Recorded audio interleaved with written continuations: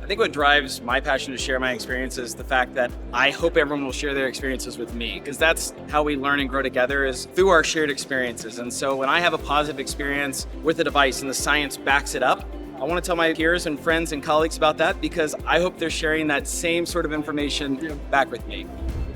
iTrack Advance is a tissue-sparing canaloplasty device, really helps to target my patients, in particular in my patient population, especially in the mild to moderate cases, sparing the trabecular meshwork, allowing future procedures to be done, reserving that space for later, and really targeting and restoring physiologic outflow.